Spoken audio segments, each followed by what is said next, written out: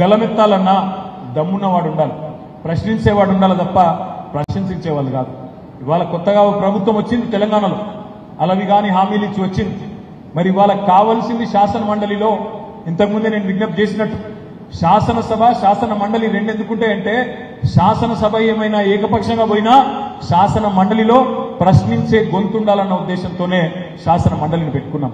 ఇవాళ కావాల్సింది అధికార స్వరాలు కాదు, ఇవాళ కావాల్సింది ధిక్కార స్వరాలు, ప్రశ్నించే గలం, గట్టిగా కొట్లాడే గలం, అవసరమైతే గల్లా పెట్టి అడిగే గల్లా పట్టుకుని అడిగే దమ్మున నాయకుడు కావాలి.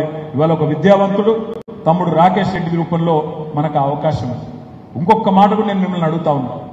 రేవంత్ రెడ్డి గారు చెప్పినారు నేను 2 లక్షల ఉద్యోగాలు ఇస్తా మొదటి సంవత్సరంలో అన్నాడు. ప్రభుత్వ ఉద్యోగాలు 2 లక్షలు ఇస్తా అన్నాడు. కానీ ఎంత సిగ్గులేని వ్యవహారం ఉంది వాళ్ళ రేవంత్ రెడ్డి గారిది, కాంగ్రెస్ పార్టీది అంటే మీరు చూస్తున్నారు. మందికి పుట్టిన పిల్లలు కూడా మా పిల్లలని చెప్పుకునే బాపత్ వీళ్ళు.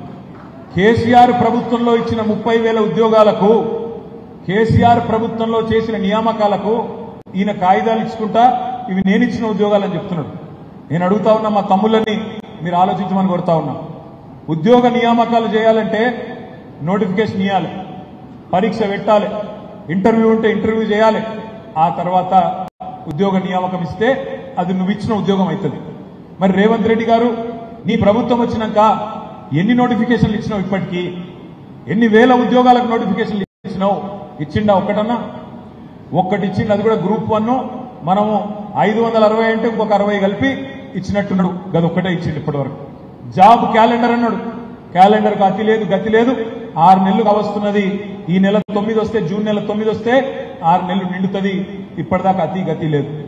2 లక్షల ఉద్యోగాలను ఇస్తా మొదటి సంవత్సరం అన్నాడు. మరి ఇప్పటిదాకా కాలయాపన చేసిండు. ఎలక్షన్ కోడ్ వస్తుందని తెలుసు ఆయనకు, తెలిసి కూడా కాలయాపన చేసుకుంటూ టైం పాస్ చేసుకుంటూ నెట్టుకొస్తా ఉన్నాడు. కేసీఆర్ ప్రభుత్వం ఇచ్చిన 30,000 ఉద్యోగాలను నేనిచ్చినా అని చెప్పి పచ్చి అబద్ధాలను విద్యావంతులకు కూడా చెప్పి నమ్మించే ప్రయత్నం చేస్తా ఉన్నాడు. అందుకే ఆలోచించండి. ఇంకొక మాట కూడా నేను అడుగుతా ఉన్నా. ఆనాడు బీఆర్ఎస్ ప్రభుత్వం ఉన్నప్పుడు మనం ఒక 5,000 ఉద్యోగాలతో డిఎస్సి ప్రకటన ఇస్తే ఇదే రేవంత్ రెడ్డి గారు అన్నారు 5,000 ఉద్యోగాలంటే ఇది డిఎస్సి కాదు, ఇది పూర్తిగానే కాదు, 21,000 ఖాళీలున్నాయి, వెంటనే 21,000 ఖాళీలకు నోటిఫికేషన్ ఇవ్వాలని చెప్పి రేవంత్ రెడ్డి గారు మాట్లాడారు. కానీ మొన్న వార్త వచ్చింది, ఆయన ప్రభుత్వం నిర్ణయం తీసుకున్నది మనం ఇచ్చిన 5,000 ఉద్యోగాలకు మరొక 5,000 ఉద్యోగాలు కలిపి 10,000 ఉద్యోగాల నోటిఫికేషన్ ఇవ్వాలని ఆలోచన చేస్తున్నది అని చెప్పి వార్త వచ్చింది. ఈయననే కదా చెప్పింది, మొట్టమొదటి కేబినెట్ లోనే మెగా డిఎస్సి అనౌన్స్ చేస్తా మొదటి కేబినెట్ లో అన్నాడు. మరి ఇప్పటికి ఎన్ని కేబినెట్లు అయినాయి? మరి అడిగేటోడు ఉండొద్దా? క్వశ్చన్ చేసేటోడు ఉండొద్దా? ప్రశ్నించేటోడు, రేపు నిలదీసేటోడు, మా గొంతు పెరిగేటట్టు, మాకు శక్తి సమకూరేటట్టు మాకు ఒక మంచి నాయకుడు తోడు మీరు అందజేస్తే తప్పకుండా శాసన మండలిలో కూడా ప్రశ్నించే అవకాశం ఉంటుంది. ప్రశ్నలు సంధించడమే కాదు, సమస్యలు పరిష్కారం చేసేటోడు కూడా కావాలి. ఇదే రేవంత్ రెడ్డి ప్రభుత్వం చెప్పింది, మేము విద్యార్థుల దగ్గర ఫీజులు వసూలు చేయకుండా రేపటి రోజున పోటీ పరీక్షలు పెడతామని చెప్పింది. టెట్ పరీక్షకు మనం ఉన్నప్పుడు 400 రూపాయలు ఫీజు ఉండే. ఇదే రేవంత్ రెడ్డి గారి పార్టీ మేనిఫెస్టోలో చెప్పింది, ఫ్రీగా పెడతాం, ఫ్రీగానే అన్ని పోటీ పరీక్షలు నిర్వహిస్తామని చెప్పినారు.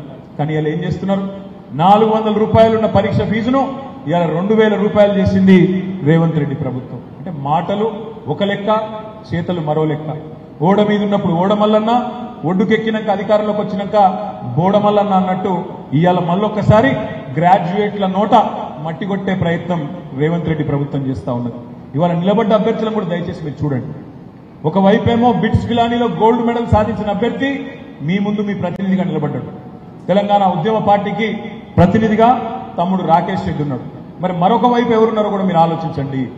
బ్లాక్ మెయిల్ రాజకీయాలు, తెల్లారు లేస్తే టీవీలలో పైశాచిక ఆనందం కోసం ముఖ్యమంత్రి అని కానీ ఇంకోటని కానీ చూడకుండా నోటికొచ్చిన బూతులు తిట్టుడు, బెదిరించుడు, దందాలు చేసుడు, ఇట్లాంటి దిక్కుమాలిన దివాలా కోరు పనిచేసే మరి అభ్యర్థి ఇవాళ కాంగ్రెస్ పార్టీ అభ్యర్థిగా మీ ముందున్నారు. దయచేసి నేను మిమ్మల్ని ప్రార్థించేది ఒకటే, మంచి వ్యక్తులను శాసన మండలికి పంపే సాంప్రదాయం గతం నుంచి కూడా ఉన్నది. గతంలో ఇదే నియోజకవర్గం నుంచి మీరు పల్లా రాజేశ్వరరెడ్డి లాంటి నాయకుడిని, ఉన్నత విద్యావంతుడిని, ఒక పిహెచ్డీ చేసిన ఆయన పంపినారు. అంతకంటే ముందు దిలీప్ కుమార్ గారిని పంపినారు, ఆయన కూడా ఉన్నత విద్యావంతుడు. ఇవాళ మరొక ఉన్నత విద్యావంతుడు, సంస్కారం ఉన్నవాడు, మీ తరపున మాట్లాడే సత్తా ఉన్నవాడు రాకేష్ రెడ్డి రూపంలో మీ ముందుకు వచ్చినారు. దయచేసి మిమ్మల్ని ప్రార్థించేది ఇవాళ ఇది ఒక రాకేష్ రెడ్డి గారి ఎన్నిక మాత్రమే కాదు. సరే, పార్లమెంట్ ఎన్నికల్లో, మొన్న జరిగిన పార్లమెంట్ ఎన్నికల్లో కూడా మీ ఆశీర్వాదం మాకు తప్పకుండా లభించిందని అనుకుంటా ఉన్నాం. అదేవిధంగా శాసనసభ ఎన్నికల్లో కూడా మీరు స్వల్ప తేడాతో ఇక్కడ భువనగిరిని మనం కోల్పోయినా తప్పకుండా రేపటి రోజున శేఖర్ రెడ్డి గారి మీద అభిమానం ఉన్న వాళ్ళు కానీ, పార్టీ మీద అభిమానం ఉన్న వాళ్ళు కానీ రాబోయే వారం రోజుల పాటు దయచేసి మీరే అభ్యర్థి అన్నంతగా దయచేసి మీరు సీరియస్ గా తీసుకోవాలి. ఒక్కొక్కరు 10 మందికి చెప్పాలి. ఇది భిన్నమైన ఎన్నిక. ఇది ఆడ గుర్తుండదు, సింబల్ ఉండదు, కారు గుర్తుండదు.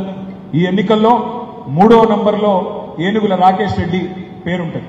రాకేష్ రెడ్డి పేరు పక్కన మనం వెంకటేశ్వర స్వామి నిలువు నామం లెక్క ఒకటే గీత, ఇట్లా పొడుగు గీత గీయాలి. నంబర్ 1 ఒకటే గీయాలి. ప్రథమ ప్రాధాన్యత ఓటు మాత్రమే వేయండి. ఒకటే, single and only priority, only preference vote ఒకటే వేయండి. కేసీఆర్ గారికి, మన పార్టీకి బలం ఇవ్వండి. తప్పకుండా శాసన మండలిలో విద్యావంతుల గొంతు వినబడే విధంగా మీరందరూ ఆశీర్వదించాలని మనస్ఫూర్తిగా కోరుకుంటూ, మరి తమ్ముడు రాకేష్ రెడ్డి గారికి 27 నాడు మీ ఆశీర్వాదం ఉంటుంది.